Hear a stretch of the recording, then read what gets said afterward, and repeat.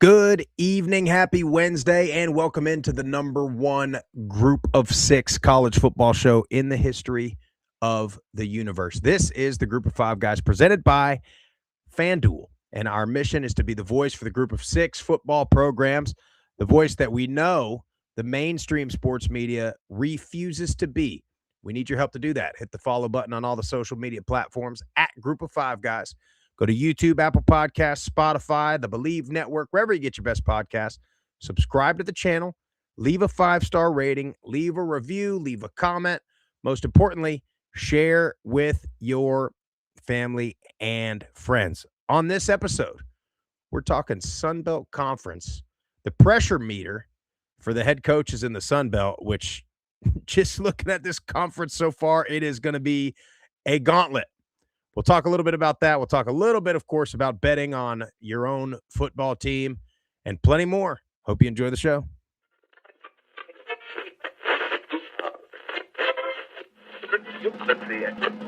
This is the Group of Five Guys, and we are coming to you live.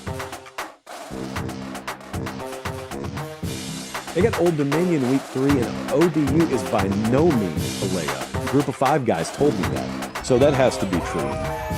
We looked at each other. We was like, Mike, the best place to be is a Group of Five. So I'm sitting here with the Group of Five guys, right? Troy has won. It's been a winner, and it's a special place. So it's why you want the job.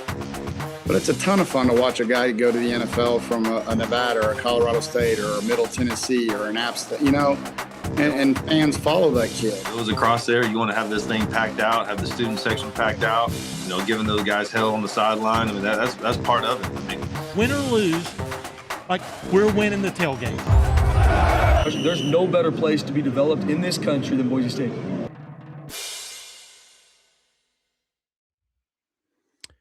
Well, Jeff, another weekend. I got to tell you, we're coming up on conference preview season, my friend. Oh, I know it. It's barreling down upon us. I mean, we're at middle of June. 4th of July is right around the corner. Yeah. I mean, usually after the 4th, it starts to crank up. Yeah. And then you got what? September 5th, I think, is most of the teams. That's week one. Week one. And of course, you got week zero, and then August. The 28th or the 29th. Oh, so it'll be here before you know it. This has been the fastest off season, not just like because of Group of Five Guys, but like this range from Christmas to mid-June right now has been like, I feel like I'm still partly in that like holiday mode of just trying to get through it. You know what I mean? Yeah. And then I'm partly like, oh wow, we're going to be on it for next year already, getting ready for holiday season. Well, and with, you got two going, I think, at this point with sports. We've been so busy with baseball and, rolling out of Christmas and the holidays, basketball, into baseball. We're full tilt. Now we got one more tournament left for the older boys. And then we'll have July off, and then football starts in August. So life's just flying by. Yeah, we're doing swim lessons this week, but then we got flag football every Saturday, which of course I got roped into coaching again, Jeff.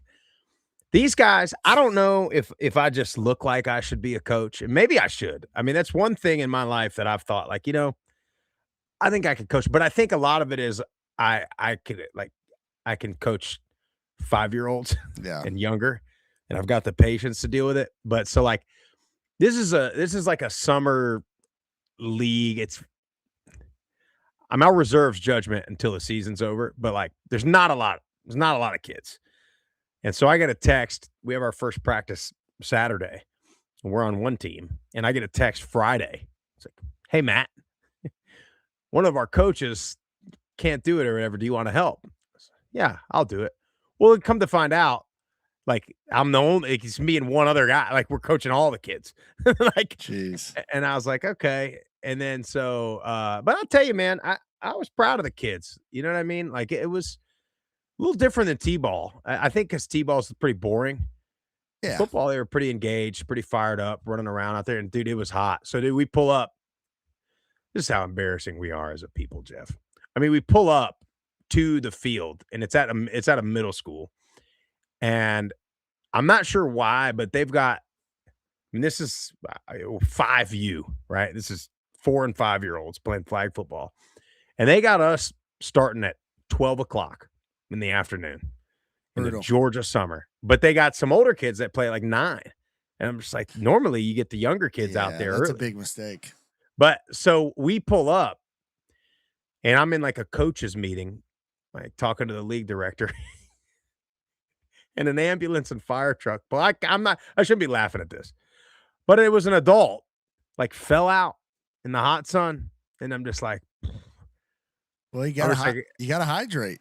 And I'm like, now you're gonna go out there and yell at your kid because they want to take a break. You know what I mean? It's like, take care of yourself, pal. But anyway, yeah, get the sun drop out of your hand. Get you a bottle of water. That's maybe right. some Yeah. electrolytes. Get the Diet Mountain Dew, out of your system. Go see our friends over at My High. Get you a little packet. Put it in the water That's bottle. right. That's right. I'm on those, by the way. I like all the different hydration packets. They've popped up everywhere. There's 100 brands now. It used to be 2 or 3 brands, and now there's 100 of them. I like them with a little extra salt. I like those Element T ones. Those are pretty good. 1,000 milligrams of potassium or sodium. I'm sorry, and a bunch of potassium. Sodium chloride. Anyway, Joe, if you can't see my shirt, I'm rocking the Troy alum shirt, the Troy State. Shout out to Troy, man. The run is over, and I saw West Virginia lost today, so they're out now too. So you got North Carolina, and then Georgia and Oklahoma are going right now. It appears, I think Georgia was up, or no, Georgia was down. I think it's like 4-0. I can't remember who was winning. I don't care. Whatever, At this point don't matter anymore. Troy's out. But shout out to Troy, and I want to bring this up, Jeff, because I know we talked about them hosting last time we were on the show and what that meant for that program and that athletic program, that community, that campus. And then you make the tournament and you lose. And, it got me thinking, all of our good friends in the national media, they've been saying this for years. Like, well, why should they get in? They'll never be able to win this many games and win the whole thing. To which we've always said, like, nobody remembers the time Middle Tennessee made the NIT Final Four or wins the NIT, but everybody remembers the time they won one game in the tournament. And so that's what I was thinking about this is like, yeah, they didn't win it, but they just did something that the program's not done before. And those fans and those players will remember that for the rest of eternity. And it's also something that they will build on because now they know it can be done. And now they know they can get back there. And now they're going to be itching for that. So now, whether you like it or not, now that's the expectation now. Let's get one step closer. Let's beat West Virginia this time. Or, you know what I'm saying? Or let's get to the second, the semifinal. But, man, what a run for them. Yeah, you got to give them all the credit and it didn't ultimately end like you wanted, but that's the exact point I was going to make is you have now you've raised the bar to another level. Everybody was engaged, right? Alumni, students, everybody, fans, even if they didn't go to Troy, like that town, everybody. And everybody was rooting for the Trojans. And now the bar has been raised, and now you're going to try and get back to there and then go push it even further. But could you just imagine if they didn't have a chance because of a label that was put on them, or somebody said they didn't play a tough enough schedule where they didn't even have that opportunity. When you have expectation rise after expectation, year in, year out, and that bar just keeps getting pushed up, what you end up getting is where the Boise States of the world are in football and some of the other prestigious programs in the group of 6 that have been doing it year in and year out on a regular basis. That's how you build these things. But if you don't have, if you have no access, well, then what's really your ceiling? It's the prototypical glass ceiling, Sprouse, that the women in this country have been, just stuck under for years, and we just can't figure it out. Well, Jeff, 2 things I want to say is, one, you mentioned the schedule and all the things, and in baseball, and I realize baseball is different, right? You get a starting pitcher that's throwing like you can win any game if you get one guy that's hot. But they were able to schedule some of the big programs. I believe they did go and beat Georgia. They did go and beat Alabama in the regular season. And so now my question is, will they be able to play them again? Because now will some of these schools say, no thanks, you know? Yeah. And then you mentioned Boise and what they've been able to do in football. And that's where you get the brand recognition. What do I always say, Jeff? I talk about my book, Brands Win Championships. And you get to the point where you do get a little bit of the benefit of the doubt that the Alabamas and Ohio States get, where you do get, like, I can promise you, if Boise State and any other team in the group of 5, group of 6 has the same record or similar at the end of the season, I promise you any committee is giving the nod to Boise State, because they'll say, well, they've done it before and they've done it in the past, and we'll give them the benefit of the doubt because they're always good. And we don't know about this XYZ team that is red hot and is really good, but we just don't know. They don't have the history that these guys have. You remember UCF had to win, they had to go undefeated 3 years in a row. Cincinnati had to go damn near undefeated, had to almost beat Georgia in a bowl game. And then the next year they had to go undefeated again just to get to the playoff. So you see what it takes. You as hard as it is to build a program, is you've got to do it multiple years in order to get the benefit of the doubt from a committee or the AP or the whoever is voting or polling or any of those things. But well, I don't know if you caught the sound clip by Troy's coach Skylar Meade, where he was talking about the scheduling challenges, and he gave the example of, I believe it was Mercer had, Kentucky on their schedule in 2026. And then all of a sudden, this was a few years ago. And then all of a sudden Kentucky cancels that series. We're not going to play that series anymore for whatever their reasoning was. Well, it's like Mercer's good program or any other program, like, especially if they see a smaller program on the rise and they scheduled this 3 years ago, they're going to get out of it. Why? Because they don't even want to deal with it. Those 3 losses for them looks really, really bad. Flip side of that coin is a group of 6 school or mid-major school has that on their resume, or they won that series in baseball. Like, that adds to their bid to get into the College World Series based off of their schedule and their conference. So I just love that he kind of brought that point up, because it's not only happening in football, it's happening in basketball, it's happening in baseball, where these teams are just canceling out, paying whatever they got to pay, the buyout, whatever, because they can afford it. And they're just getting rid of the group of 6 teams on their schedule. So, well, Jeff, and one more thing on it, because there's a couple people in the chat. Somebody said, ACC teams. I mean, the ACC has been clear about canceling their group of 5 game. I mean, they've been, I give it to them. They've been honest. Yeah. And to a degree, it's not their fault. It's the fault of the committee and the brand recognition of other teams. We said this last year when we were down at the American Championship and we were talking to the commissioner, Tim Pernetti. We said, I remember kind of talking to him about this. We were talking about Tulane and we were talking about North Texas. And we were like, Tulane's win against Memphis is better than any of their Power 4 wins. Yeah. But that's not so. Like, if you're NC State or whoever else is ducking East Carolina, or any of these ACC teams, or you're North Carolina or you're NC State, you're ducking East Carolina. Like, if you go win at ECU and you're NC State, like, that's a better win than winning, at Wake Forest. Yeah. That's in your conference. So beating Boston College. But when the committee gets on there in December and they're saying things like, this many P4 wins, this many this one, where it's like, I hate it so much. I hate it so much, Jeff. I go on and on and on about this all the time, that we look at conferences as a unit, or we look at a team that's a part of a conference that is good because some other team in that conference is good. When it's like, no, man, like, you got to look at, there's really good teams in every conference and there's really bad teams in every conference.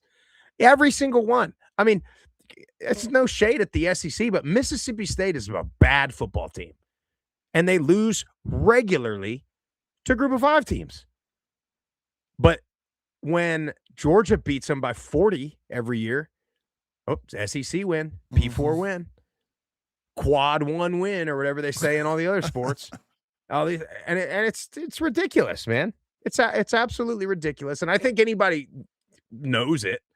But unfortunately, you're right. If NC State does beat ECU, like, nobody on the committee or in the media will give them credit for that, and it's a shame. Yeah. And on the flip side, if they lose that, like, let's just say, you look at Duke, bro. Duke loses at a very good Tulane in one of the more hostile environments of the season last year. And I mean, granted, they lost several other games, but they won the ACC. And like, they get crushed because they lose to 2 Group of 5 teams, but they lost to 2 really good teams. That's how we have to look at this. They lost to 2 good teams, and that's it. It's not 2 adjective teams. Either a good team or a bad team. I mean, it's kind of like people, Jeff. You know, we got to put a label in front of everybody. Look, How about that one guy right there is a scumbag? Or I agree with you. Instead, we have to say, well, everybody that believes X is this. Yeah, I know. Anyway, I'll get in trouble. Yeah, you are. You're going to. Speaking of scumbags, Jeff, Texas Tech, Brendan Sorsby now they are mutually parting ways. I mean, you think it's the backlash, or yeah, I mean, it's got to be, right? 1,000%. I think it's the backlash. I think it's probably the conference called and said, you gotta, this guy's got to go, because you're now getting into the point where the integrity of the game is going to be in question if you have that kid on and you're in a tight ball game or whatever the case may be, and now some funny stuff starts happening. You don't think that everybody is going to be like, hold on a second, why'd he throw it there? Why'd he slide? Now they got a punt. Mm-hmm. Like, it opens up a can of worms, and I think they've eventually got it right. But if they didn't have the backlash and if the conference didn't make a stink, I think he's still playing, because that's how bad Texas Tech wants to win. Now, here's my next question, Jeff, is we've seen this in the past where the portal window is closed, everything's set, but then you have like a last minute thing like this. So is Texas Tech now, what happens? Do we see some big name quarterback in the Group of 6 perhaps, or in a lower budget P4 school that all of a sudden is entering the portal? Do we see that? I don't know. I'm hearing rumors of Diego Pavia coming back to college. Yeah, God, have you? Is that really a thing? No. It wouldn't shock me. It wouldn't shock me one bit. Wouldn't shock me at Found all. another year, another JUCO year. Find a judge. Yeah. No, it was find a judge. It wouldn't surprise me if that happened. Find a way. Yeah. They'll find a way to get him in school. Yeah, I mean, yeah, that's all you got to do. Get him on campus. Have enough money. Get him Forfeit on the campus. wins later, man. Who cares? Yeah, NCAA you're going to make can't all do the it money. anymore. You're going to have the parade. You're going to celebrate. Your students are going to have fun. They don't care if you vacate the wins in 20 years. I mean, why would you? No. You still got your ring, championship ring. Anyway, Jeff, we got to talk about Sunbelt, because I got to tell you, I was looking through this list of coaches, and I think so far, we still got to do the Mountain West. We still got to do the MAC. We still got to do the Pac-12. But we've done the American and Conference USA, and I think the Sun Belt, I think these guys are under some pressure, my friend, relative to the other ones. I'm not entirely sure. The order that I have this in, Jeff, I apologize. It's not alphabetical. It's not like by East. I don't know what happened. It was just like who came to the top of my head first, I think. There's no order, no sense of order here. So nobody be like, well, why do they think, Troy is here and this is there? But anyway, the way we've been doing this, if you haven't caught the last couple of shows, we've been talking about, does this coach or this team have pressure from the fans? Do they have pressure from the administration, meaning like jobs on the line? Or are they putting pressure on themselves? Or do they have zero pressure at all and they're playing with house money? Let's start at Troy. Jared Parker, I think we talked as we were preparing for the show, Jeff. I think we disagree a little bit here. So I will start, and I'll let you rebuttal if that's fair. Go for it. I think it's not a lot, but I think whatever pressure is there is, I think you see the success of the baseball team. You see the success of the basketball team. You played for a conference title last year. So now if you're Troy, this is a proud athletic program. You played for a title last year. 2 years before that, you're winning the title back to back. So the success they're having, they're on a run as an entire athletic program. And this is a proud program. So to me, if I'm Jared Parker, I'm like, oh man, like this is a football school. And I'm seeing basketball's going to the tournament, baseball's going to Omaha. To me, it's like, hey, improvement for us is winning the Sun Belt. And I don't think there's a ton coming from fans. I certainly don't think there's anything coming from the administration. But I think if you're a head coach and you're seeing your counterparts win and have success that's more unexpected than you, I think you got to feel some kind of pressure there. I think there's pressure from him, right? He seems like the type of guy that has a high standard, that wants to win, has an expectation of winning, and doing it the right way. Now, I don't think there's a lot of pressure. I actually think them winning in basketball, or making the tournament in both basketball and baseball, I think that actually gives him a little bit of leeway here, because any fan pressure they may have, I mean, although that fan base is riding high right now. Yeah. And I think admin's very happy where the athletics as a whole are. So I don't think there's a ton of admin pressure. I don't think there's any fan pressure. But we interviewed Jared Parker when he first got there, and just from things we've heard, he has a high expectation, and he expects his program to be competing and winning Sun Belt championships. So I think there's pressure from that aspect, but not from the admin, not from the fan base. And just quickly looking at their schedule, they have a very favorable schedule, non-conference. It's not crazy. You have Missouri in there, Utah State, Alabama State, Sam Houston. They could be rolling into conference 3-1. Should be realistically, and in my opinion, easily be. I mean, it's not out of the realm of possibility. You go and beat Missouri. That's not a crazy thought, right? I mean, they had Clemson on the ropes last year and should have won. So, I mean, you get that in there, and then you make a run at the Sun Belt, win the Sun Belt with 1 or 2 losses. Tell you what, you might have a playoff team coming from the Sun Belt again. Could be the Trojans. Could be. Yeah. I don't remember, Jeff, if there was any even thought of it. We didn't care about a whole lot when we were in college. No. But I mean, I recall our basketball program was damn good when we were there at Middle. Yeah. Women's and men's. Women's has always been good, but men's too.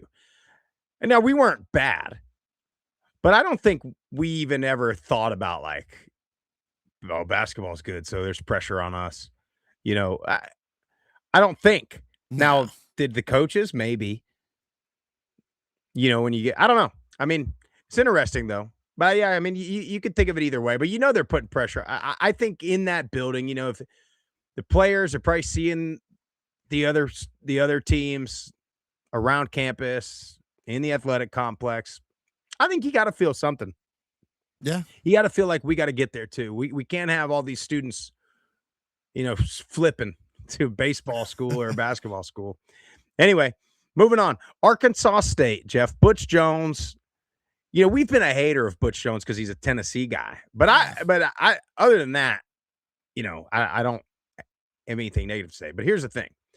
He's 26-37 at Arkansas State. Now, at Arkansas State, when you look at the Sun Belt, there's a couple schools in the Sun Belt that, you expect them to be good, but I don't think you expect them to be a real contender. They'll be in the mix, but can they win it? I don't think.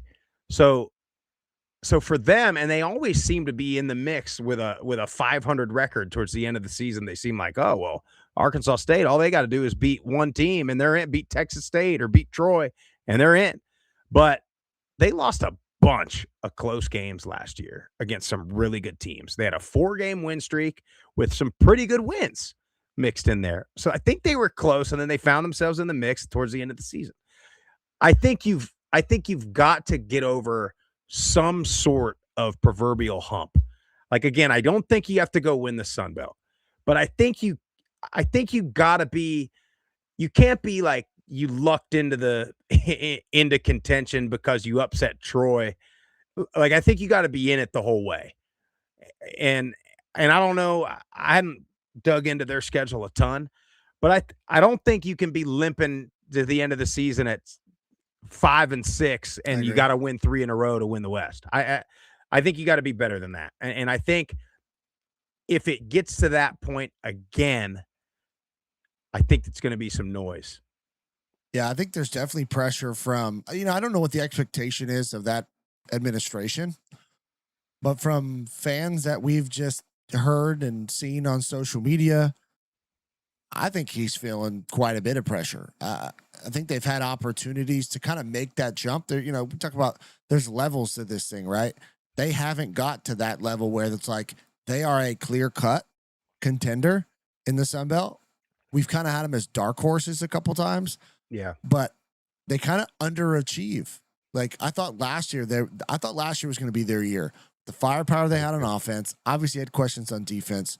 I just don't know what, each administration is different. I don't know enough about Arkansas State and what their expectation is. Just going off of, when we were there, I felt like it was high. Arkansas State was always at the top of the Sun Belt back then. But last decade and a half, it just hadn't quite been there. So, yeah. But I think there's definitely pressure on Butch Jones and that staff to, like you said, you got to compete for a champ. You don't have to win it right now, but you got to get to that next level. Well, and you also have to see what happens, right? Because like last year, you look at the Sun Belt. I mean, nobody was beating that James Madison team.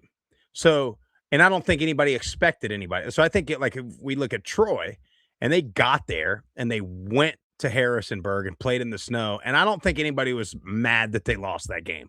I think people were happy that they stayed in that game because you ran into a playoff team that was generationally good. So you have to see if a team like that pops up out of the Sun Belt this year. You kind of throw your hands up. You say, well, we competed and we got there and we tried, but we weren't going to beat that team regardless. So I think we'll see what Arkansas State does, but I do think they got to have some type of improvement. Let's go to Boone, Jeff. App State, Dow Loggins. Now, let me preface this by saying, buddy, there's pressure. It don't matter if you've never coached a day in your life. When you become the head coach at that place and those fans, you got to win now.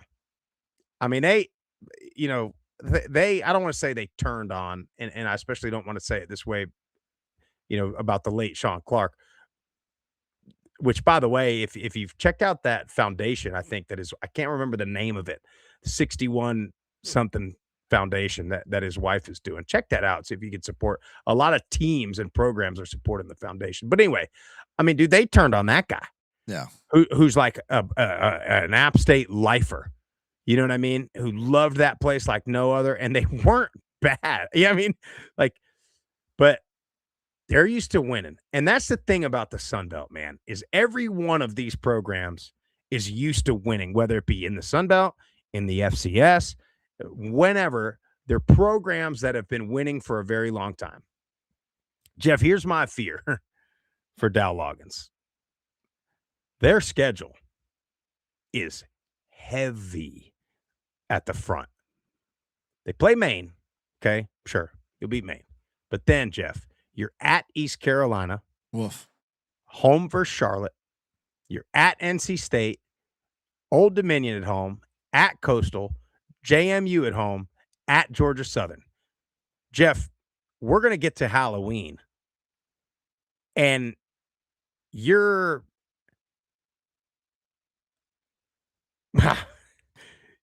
very realistically could be 2-5.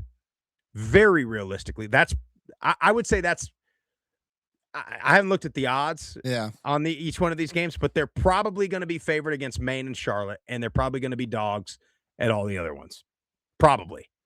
I'd say We'll ODU might see. be By a the pick 'em. time you get, and by the time you get to Coastal, like we'll see, maybe Coastal's not very good, maybe Georgia, whatever. But yeah, and ODU, you probably sees a bit of a drop off.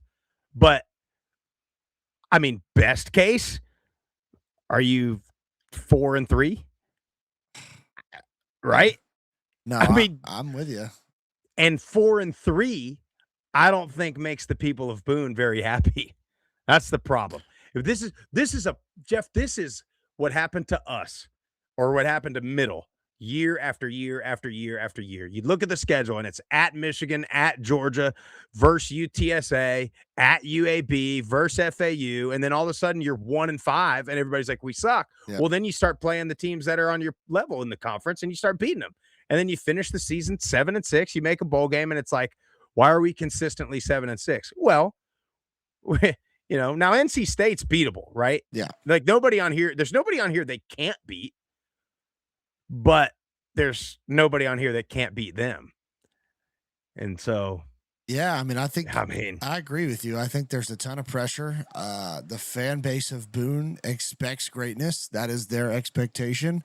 And quite frankly, they feel like for the last several years, they have fallen short of that. So whether you like it or not, it's just a reality. That was the job and the chair that Loggins sat down in. Like, this is a school where they expect championships or to be competing for them. So although last year was year one, you heard a lot of fans grumbling that this ain't it.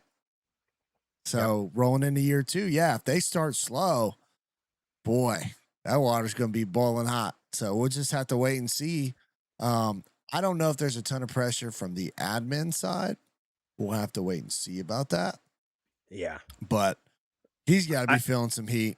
I think that's just a job where you're going to feel heat. Yeah, you're going to. I mean, it's Sun Belt championship or bust in Boone. And here's the other thing that's unfortunate, Jeff, is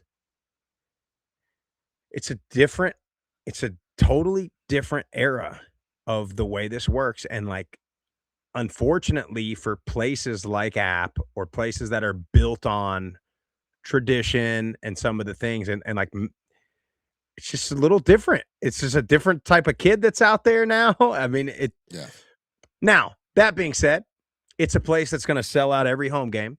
So any of these games that they get at home, you got a chance. And you're going to have the support.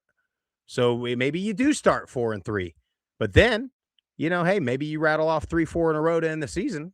And you're probably at that point, you're probably, hoping a James Madison loses a game and you're in it, so that's where you're at in Boone. But yeah, I think if anybody, and it's not to me, it's not necessarily because of the job he's done or not done.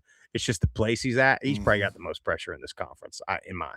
There's one other one that's might be a strong rival of App State that's going to have some pressure. Let's talk La Tech, new to the Sun Belt, Sonny Cumbie. I think there's some pressure with being in a new conference and kind of having. There's almost more pressure to prove the Conference USA people that you made the right move, in my opinion. But I mean, look, dude, 19-31 overall at La Tech, and his first year schedule is it's brutal. Not doing him any favors. It's brutal.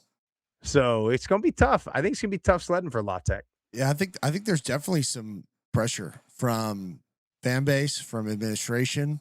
I mean, you spouted off his record. It hasn't been what I think they envisioned. Now, you're going to get maybe a little bit of grace because you are going into the Sun Belt. But at the same token, like, they want to come into the Sun Belt and win right away. So if you conservatively 1-5 to start the year, I mean, that thing's going to be, again, very, very hot from a fan base perspective. Now, we'll see how the admin feels about that. But, yeah, I think Cumbie has not quite lived up to what they wanted. Now, again, it's just a tough place to win. Got a lot of transfers coming in and out every single year. It's a similar issue for most of the group of six, but got to figure it out. Got to find a way. Yep. South Alabama, Major Applewhite. Kind of another one. This one's interesting to me because they've been kind of good. it's just not turned into wins. And that is honestly probably the most frustrating thing for fans and administration, where you think, well, what's the problem? And then where do you go? Right? You got to go to the head coach or the staff or whatever, because it's like, we got good players. When we win, we look like we're really damn good. We can beat anybody in this conference on any given night, but we just don't. consistently. But you look at them last year, and I think I thought for sure they were going to be a lot better as far as wins and losses. But then you go back now and you look at who they lost to, and they didn't really lose to anybody that they shouldn't have. Like now, hindsight, Yeah. they didn't really lose to anybody that wasn't better than them. Now, we just thought they would be better. So I think there's quite a bit of pressure in Mobile. I like probably coming from all sides. Yeah. Yeah, I agree. I think he feels it. I think the admin has a high expectation, and I think the fans want it. And they've been Dr. Jekyll and Mr. Hyde. Like, they look absolutely unstoppable offensively in one game, but can't stop anybody. And then the next game, their offense can't move the ball, but then their defense is hanging in there. So it's like, you got to find some type of consistency on the field. Yeah. Well, Jeff, and then they'll even like I was at the game where they at Troy, and if you're just watching the line of scrimmage, you're like, South's winning this game, and then they just lose. I mean, they like find ways to lose, it seems like, which I know I'm like piling on, because what do you go to? Coaching right there. But I don't know, man. I want them to be good. Yeah, I like Applewhite. I think he's a great coach. And I like going down there for the Senior Bowl, and I'd like to go down there for a home game at some point. But hey, Southern Miss, Blake Anderson, he's been on the staff, but now year one as a head coach. I mean, this guy's been a head coach all over the place. He's had they're going to do a documentary on this guy's life at some point. I mean, for all of, the family stuff and all the things that he's had to deal with. But he's kind of back where he needs to be. I thought going to Utah State it's not really he's a Southeastern guy. You know what I mean? And so it's Southern Miss, but Southern Miss again, another proud program that sniffed it a little bit last year with Huff. They got close. They improved drastically. And so now I think there's a little pressure, but I think there's a little bit more of it's like an anxious feeling in Hattiesburg. Like, it's a wait and see what happens, because they were real bad, and then they were okay, pretty good. And then so now the hope is like, we got to just build on that. I don't think anybody's expecting them to go win anything, but I think you want to see, similar to last year, maybe a slight improvement, and then build it into a program where it's consistent. Yeah. No, I'm with you. I think if there's any pressure at all, it's just from the fact that Huff left and everybody felt like they were on the right track. So trying to keep that train going in that direction really, to me, is the only pressure. I don't think there's admin. I don't think there's a lot of fan pressure. Probably some just with him in that building of like, all right, let's build on it. Let's not have to start from ground zero. Yeah. Going down to Lafayette, the Cajuns, Coach Dez. I mean, I know there's a fan that's putting the pressure on them for damn sure, which we haven't heard from old Terry Johnson in a long time, Jeff. That must be working. Do you think, let me ask you this question, because I was thinking about this as I was getting ready for the show. Do you think that there's a little added pressure on him now that Billy Napier's back in the conference? Like, do you think that has any effect? I think Napier's got his own stuff to worry about. But I think if you're Coach Dez, do you feel like if I was Coach Dez and Billy Napier went to James Madison and just kept that thing rolling, I would be like, it would be driving me crazy. I would be rooting a little bit for the failure of Billy Napier, just to be like, see, it's okay, Yeah, it's not me. Maybe a tiny bit, but I think you got so many things you got to worry about. He ain't worried about what's going on in Harrisonburg, Virginia. I do think there's a bit of pressure, though. I feel like Louisiana is a program that, again, their fans, that administration, like they expect to be competing for, or at least they should, in my opinion. Yeah. Be expecting to compete and win Sun Belt titles. And like, again, they show flashes, and then they had some head scratchers of games where it's just like, this ain't the team that they should be. So kind of not living up to that. Yeah. But always, always right there playing. They just, again, they got to get to that next level. Like in my opinion, Louisiana should be in the championship game almost every year. That's just the way I feel. Here's the good news. I think their schedule is pretty manageable. I agree. So I think they'll start with some confidence and start pretty hot. Yeah. So then they'll see if they can build. They got to keep Winfield. If they got to keep the quarterback healthy, because that's been another thing. I mean, that's the thing with any of these teams, right? If your quarterback or your best guy goes down, like in today's game, I mean, it's over with. Yeah. For the most part. So you got to keep Winfield upright, keep him healthy, start hot. Don't lose anything that you shouldn't lose to get the season started. So then you can afford, maybe a game late that you lose that, you're still in the running. Speaking of Billy Napier, James Madison and Billy Napier.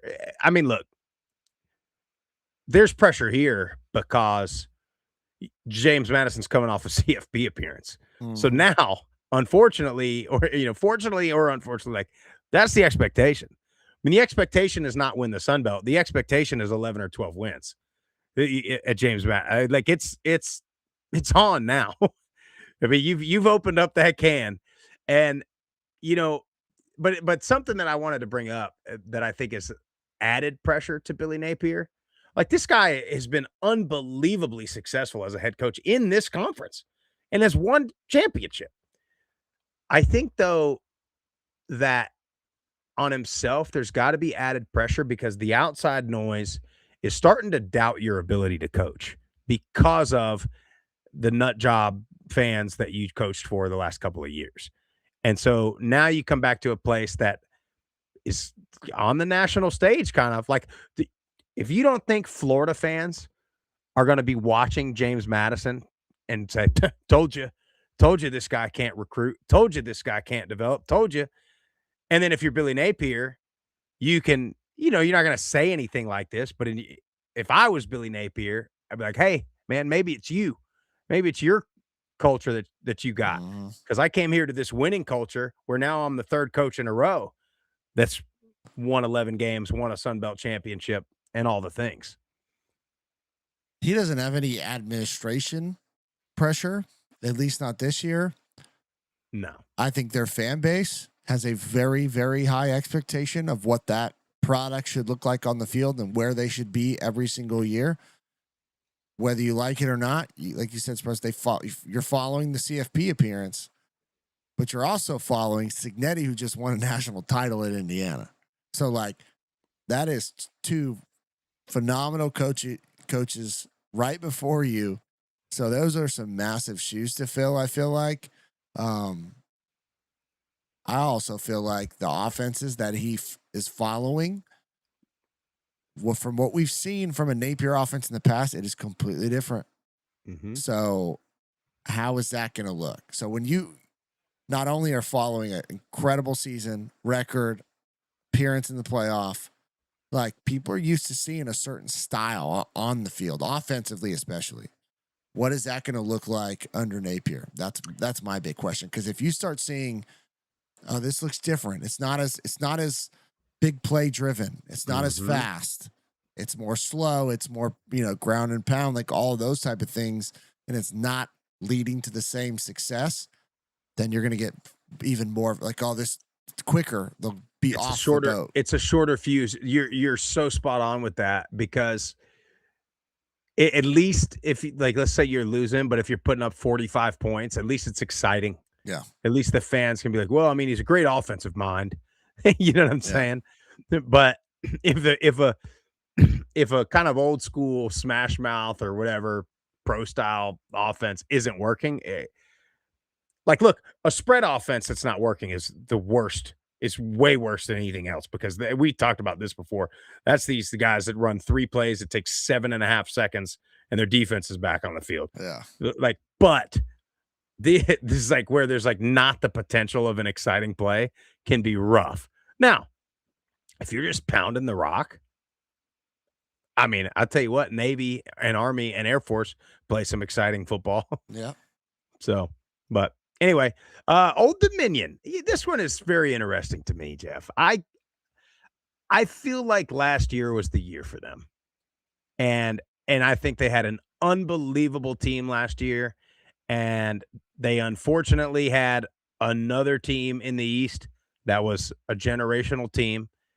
I feel like they almost are going to get a pass. Like I that's how I feel this year. Where like I think they'll be good. I don't know what the consensus is on Old Dominion. I was looking at their roster, their schedule a little bit this week, and I think they're going to be pretty damn good. But anytime you lose a guy like Colton Joseph and you have the season you had a year ago, I think it's fair to expect a little bit of a drop off. I think. Yeah, I'd agree with you there. I don't think there's a ton of pressure, but what I will say is last year I felt like was the first year ODU was like, okay, they kind of stepped up a level. Now you don't want to step back down. So you want to keep building on that success, building on that expectation. You just lost a lot, especially at the quarterback position. I mean, Kojo is a dynamic player, dual threat as they come. Like that guy scored half your offense, if not more. So like you got to find a way to replace him, or at least that type of production. I don't know if they're going to be able to do that, but I don't think there's a ton of pressure on that coaching staff. So I think they're going to be fine. Marshall, again, another program that just expects winning. Tony Gibson. Here's the thing, though, Jeff. I think they'll put some pressure on themselves inside the building.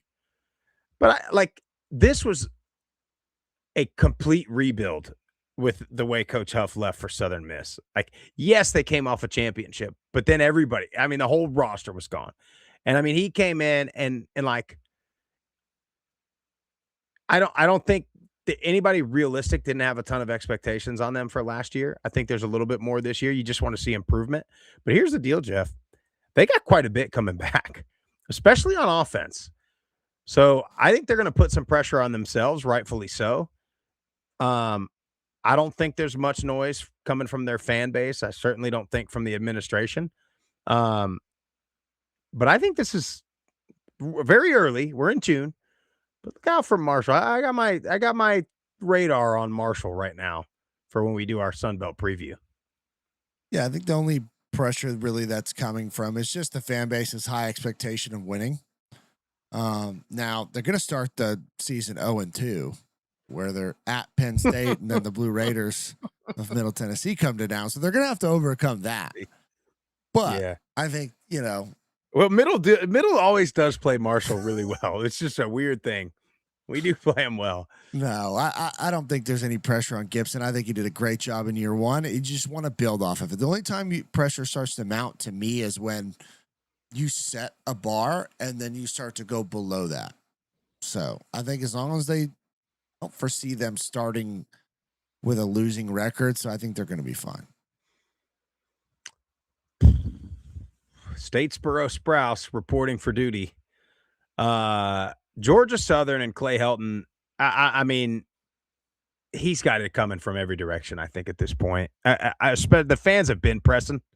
I mean, they've been for a while now. I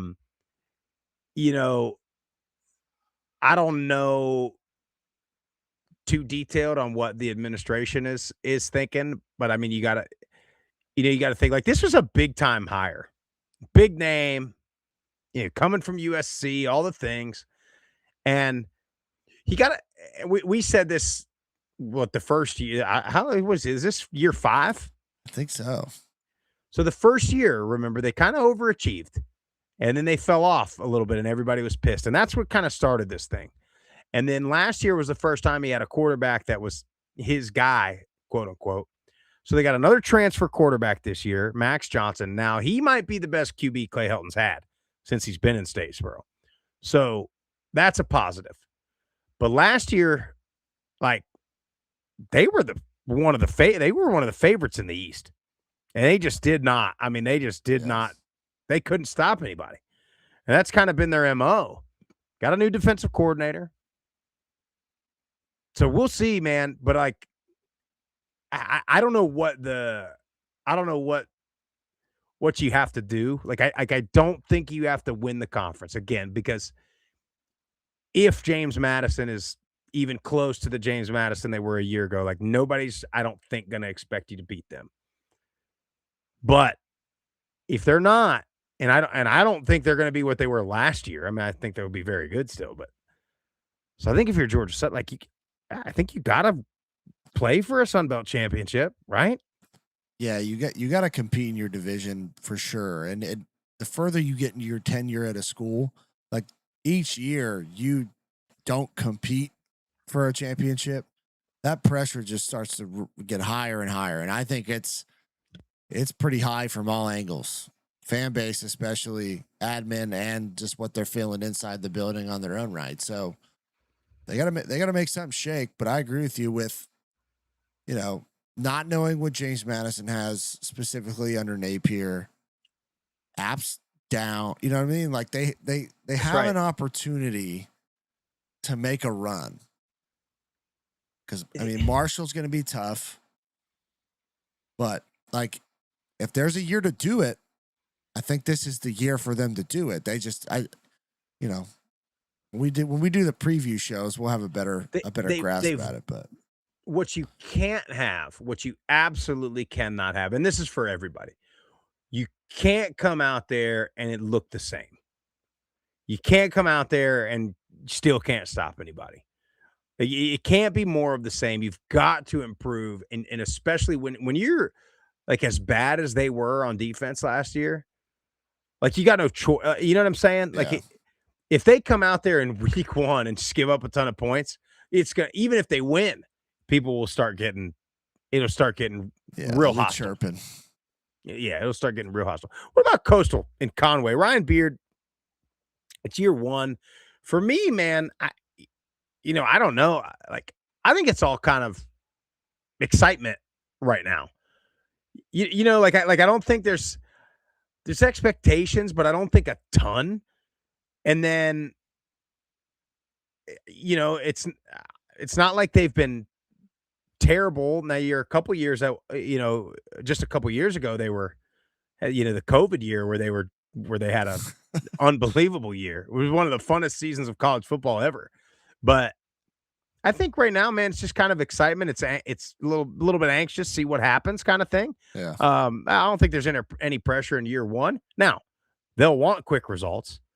Like, you can't come out there and go, go 3-9. Can't do that. And then next year, you got to be, by next year, maybe year 3, you got to be competing for a championship. Yeah, I don't think there's a ton of pressure this year. I do kind of like the way their schedule lines up. I mean, West Virginia is obviously going to be, it's a tough road matchup, but it's not like you're not going to get physically abused in that game. That's right. You know what I mean? Fordham is a win, should be a win at Delaware. I mean, that'll probably be close to a pick'em according to FanDuel. Yep. Liberty, we'll see how Liberty shakes out. I mean, they should be good, but those are all like they're scheduled the first part of it, really, till you get to the dog part of conference. Like, it's very manageable. They could come out and be a 5-6 win team in year one, and I think that'd be a pretty successful season for in his first stint. Yeah. What about Del McGee at Georgia State? I think there's a bit of pressure now. I don't think there's a ton of fan pressure, mainly because I don't know how big their fan base is, but not very. Yeah, I think he's fine. I like the fit. I do. I know we've had a couple callers on our show that haven't been too happy with him. Yeah, but that is just a tough place to win. This is what I'll say. It doesn't look good that Kennesaw won That's Conference USA. That's exactly what I was just going to say. I think there's added pressure in the fact that up the road, Jerry Mack went to Kennesaw and won a championship immediately. Now, I get it. It's Conference USA, and Sun Belt's probably a tougher conference to win. They remind me so much of the old – we talk about this stuff all of the time. They remind me of the old FAU and FIU and Memphis teams that we used to play and beat almost every time.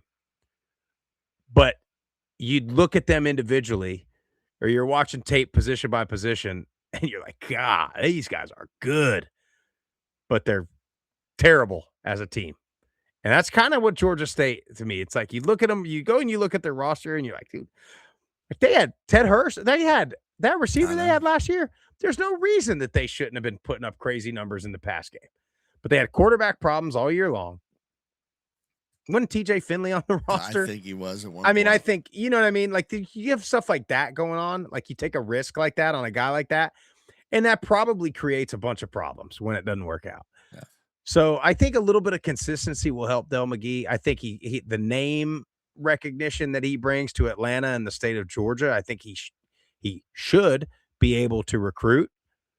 But when you're recruiting against Kennesaw and Georgia Southern and Jacksonville State, like, unless you want to be in Atlanta, you know what I mean? Like, Yeah. you're not going to play in front of crowds. All the other places you will. I mean, Kennesaw is small little stadium, but they put people in it at least.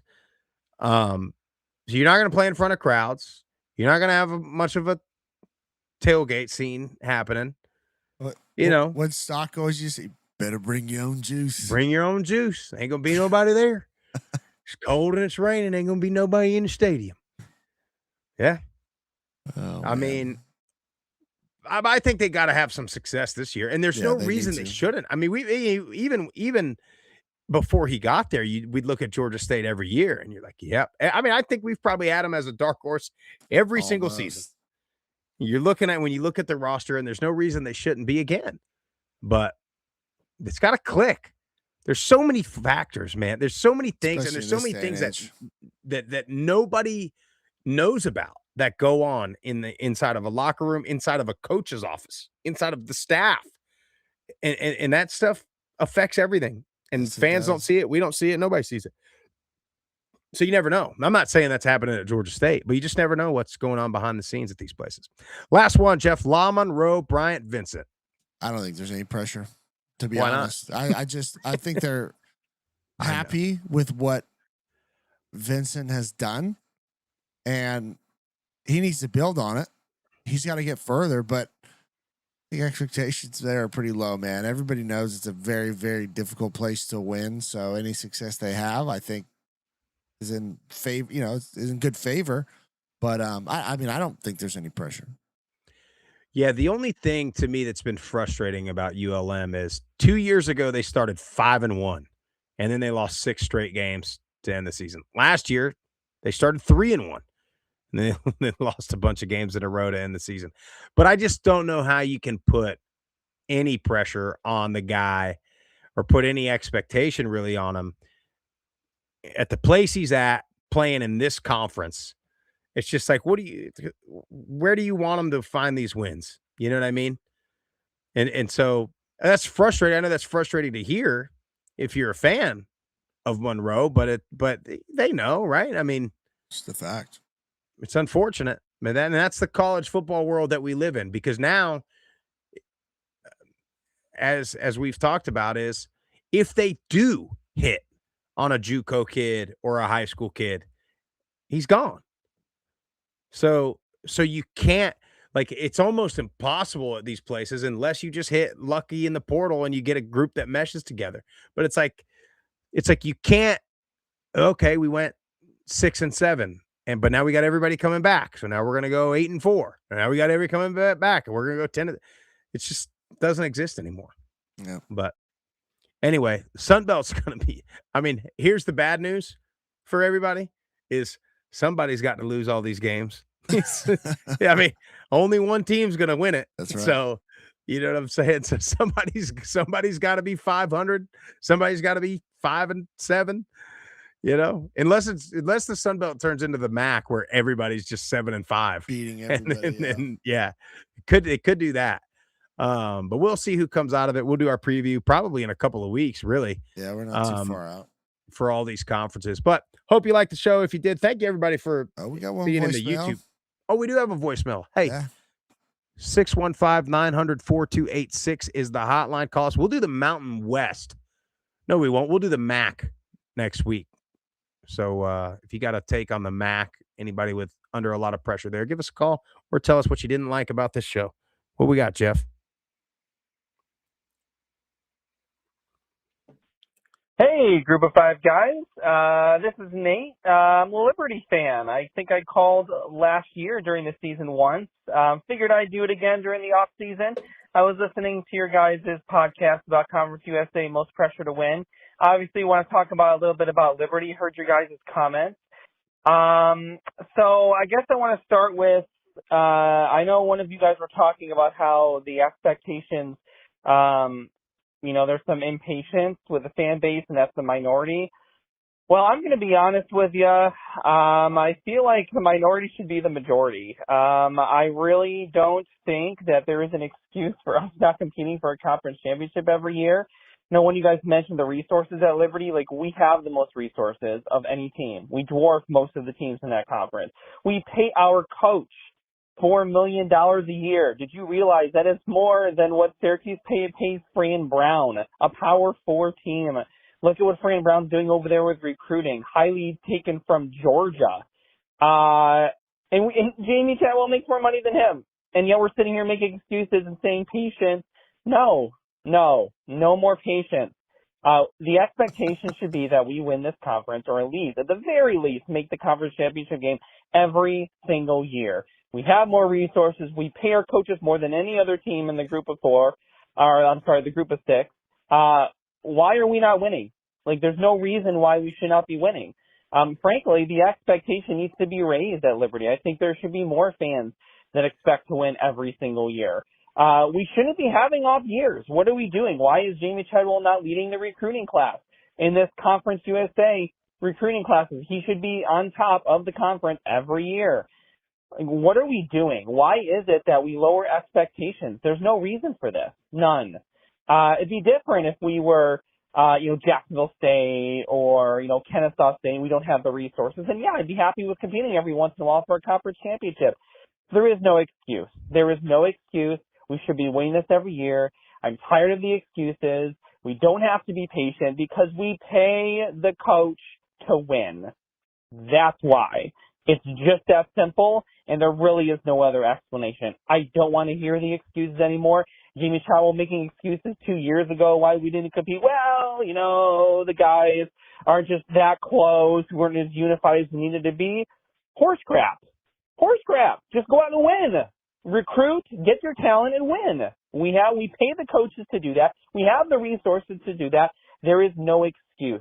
And if they don't like the expectations, if Jamie Chadwell doesn't like the expectations, if the admin doesn't like the expectations, there's the door. Go somewhere else where the expectations aren't that high, because we don't pay for the expectations to be that high.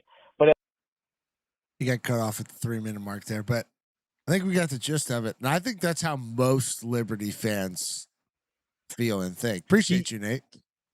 You think? I mean, maybe. I do. I think because he's not wrong. Whether you like it or not, it's like the app job. Yeah. In a different way. The expectation is to be winning championships for a different reason than App State's is, but because you have no excuses. If you can't recruit with their budget, you got the facilities, you got the fan support, you got the university support, you got everything. Yeah. So now I know he made some comments about patience. Nate brought that up, talking about Chadwell. Yeah, I don't know. That's a tough one, because it is just a hair unrealistic to think that you're going to win a chip every year. But at the same time, I get it. I get the expectation. But you do have the resources and all the things that nobody else in that conference has. Mm-hmm.